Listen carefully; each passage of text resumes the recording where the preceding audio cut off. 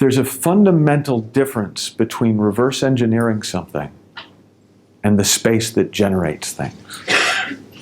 You can reverse engineer things, right? And sometimes you can create a really good replica. But when it comes to human beings, I'm not convinced that's a useful skill. Because there's something about the space through which things are generated, the space out of which new thought comes, new ideas, new possibilities, that seems to me personally infinitely more rich than my best attempts at reverse engineering were in the past. And I think I was pretty good at reverse engineering. But like, I've always found it interesting. There's a guy, I guess there's a few guys that do it, but the guys the magicians who debunk miracles by showing that they can do them too as a magic trick. And I never understood that. Like, I'm not saying that there aren't charlatans out there, of course there are. But why is the fact that you can fake it mean that it's not real?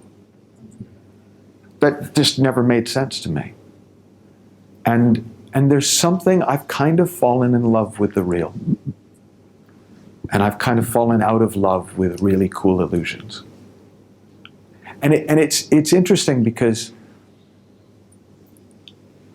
I only learned recently that reality and illusion, you hear a lot in Eastern teaching. They talk about reality and illusion, the real, the illusory, Maya, and the way it was explained to me that made a lot of sense, whether or not it's true, is that the Eastern teachers would use illusion to be anything that is temporary, anything that comes and goes.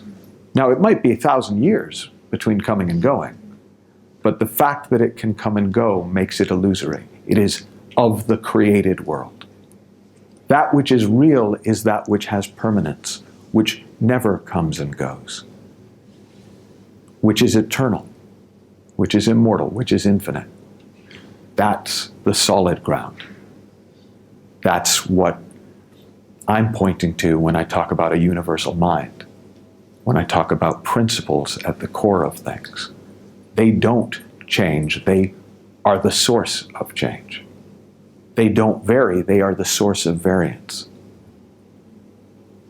And there's something about getting even a glimmer, a taste, a sniff of the eternal that just beats the pants off everything else.